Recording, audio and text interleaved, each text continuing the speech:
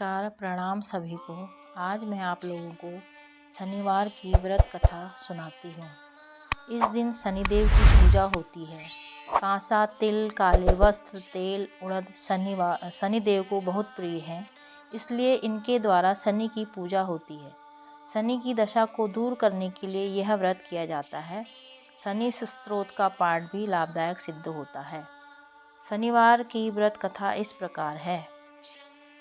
एक समय सूर्य, चंद्रमा, मंगल, बुध, बृहस्पति, शुक्र, शनि, राहु और केतु इन ग्रहों में आपस में झगड़ा हो गया कि हम सब में सबसे बड़ा कौन है।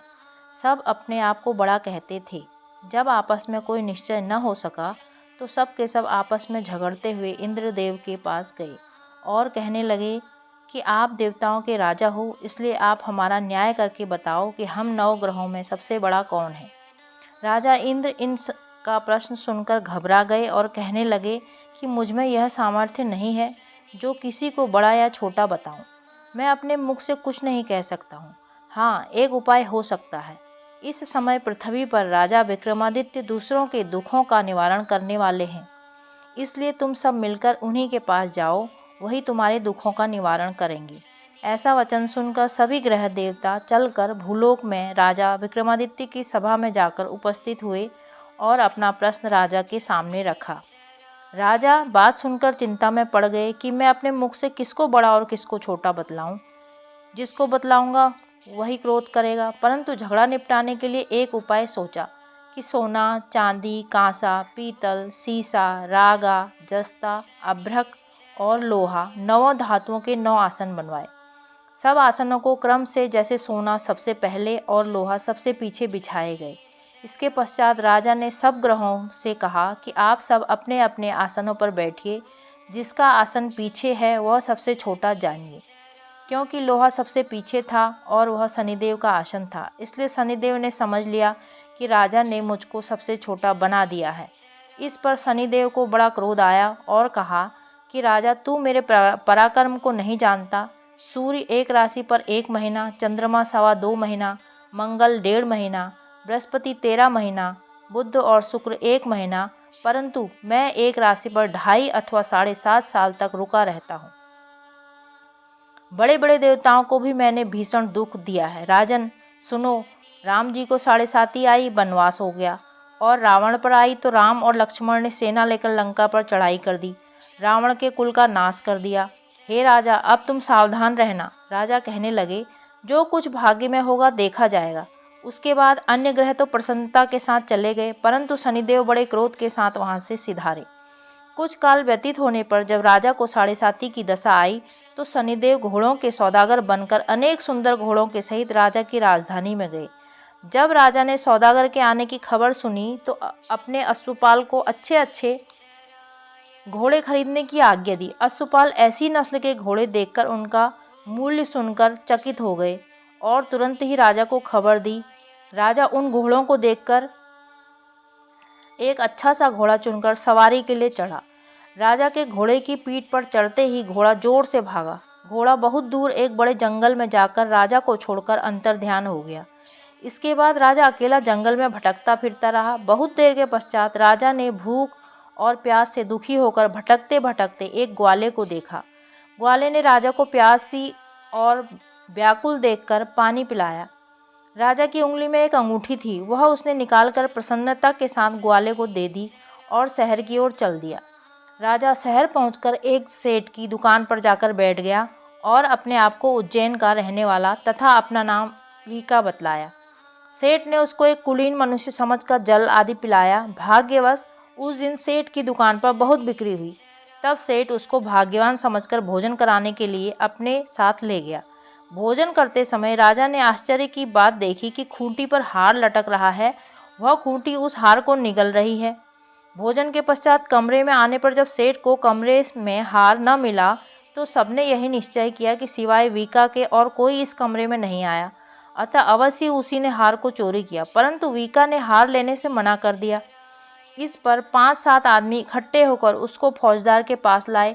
फौजदार ने उसको राजा के सामने उपस्थित कर दिया और कहा कि यह आदमी तो भला प्रतीत होता है, चोर मालूम नहीं होता। परंतु सेठ का कहना है कि इसके सिवाय और कोई घर में आया ही नहीं, अवश्य ही इसी ने चोरी की है। तब राजा ने आज्ञा दी इसके हाथ पैर काट कर चौरंगिया किया जाए। राजा की आज्ञा का तुरंत पालन किया गया और वीका के हाथ पैर काट दिए गए। इस प्रकार कुछ काल व्यतीत होने पर एक तेली उसको अपने घर ले गया और कोल्हू पर उसको बिठा दिया। वीका ऊपर अपनी जबान से बैल हाँकता रहा। शनि की दशा समाप्त हो गई और एक रात को वर्षा ऋतु के समय वह मल्लाहर राग गाने लगा। उसका गाना सुनकर उस समय राजा की कन्या उस पर राग मोहित हो गई और दासी को खबर लाने को भेजा कि शहर में कौन गा रहा है।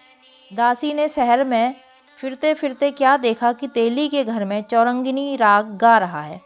दासी ने महल में आकर राजकुमारी को सब वृत्तांत सुनाया। बस उसी क्षण राजकुमारी ने अपने मन में यह प्रण लिया, चाहे कुछ भी हो मैंने इस चौरंगिया के साथ विवाह करना है। प्रातःकाल होते ही जब दासी ने राजकुमारी को जगाना चाहा तो राजकुमारी अनशन व्रत लेकर पड़ी रही। तब दासी ने रानी के पास जाकर राजकुमारी को न उठने का वृतांत सुनाया। रानी तुरंत ही वहां आकर राजकुमारी को जगाया और उसे उसके दुख का कारण पूछा। राजकुमारी ने कहा, माता जी, मैंने यह प्रण लिया कि तेली के घर में जो चौरंगिया है उसी के साथ मैं विवाह करूंगी। माता ने कहा, पगली, यह क्या कह रही है? तेरा किसी देश के राजा के साथ विवाह किया जाएगा? कन्या कहने लगी, माता जी, मैं अपना प्रण कभी नहीं तोड़ूंगी। माता ने चिंतित होकर यह बात राजा को बताई। जब महाराज ने आकर समझाया कि अब भी देश देशांतर में अपने दूत भेजकर सुयोग्य रूपदान एवं बड़े से बड़े गुणी राजकुमार के साथ तुम्हारा विवाह करूंगा, ऐसी बात तुमको कभी नहीं विचारनी चाहिए। कन्या ने कहा, पिताजी, मैं अपने प्राण त्याग दूंगी परंतु दूसरे से विवाह नहीं करूंगी। इतना सुनकर राजा ने क्रोध से कहा, यदि तेरे भाग्य में ऐसा ही लिखा है तो जैसी तेरी इच्छा है वैसा ही कर। राजा ने तेली को बुलाकर कहा, तेरे घर में जो चौरंगिया है उसके साथ मैं अपनी कन्या का विवाह करना चाहता हूँ। तेली ने कहा, यह कैसे हो सकता है? कहाँ आप हमारे राजा और कहाँ मैं एक नीच तेली। परंतु राजा ने कहा, भाग्य में लिखे को कोई नहीं टाल सकता, अपने घर जाकर विवाह की तैयारी करो। राजा ने उसी समय तोरण और वंदनवार लगाकर अपनी राजकुमारी का विवाह चौरंगिया विक्रमादित्य के साथ कर दिया। रात्रि को जब विक्रमादित्य और राजकुमारी महल में सोए तो आधी रात के समय शनिदेव ने विक्रमादित्य को सपने में कहा कि राजा, कहो मुझको छोटा बतलाकर तुमने कितना दुख उठाया। राजा ने क्षमा मांगी। शनिदेव ने प्रसन्न होकर विक्रमादित्य को हाथ पैर दिए। तब राजा ने कहा, महाराज, मेरी प्रार्थना स्वीकार करें, जैसा दुख आपने मुझे दिया ऐसे किसी को ना दें। शनिदेव ने कहा, तुम्हारी यह प्रार्थना स्वीकार है।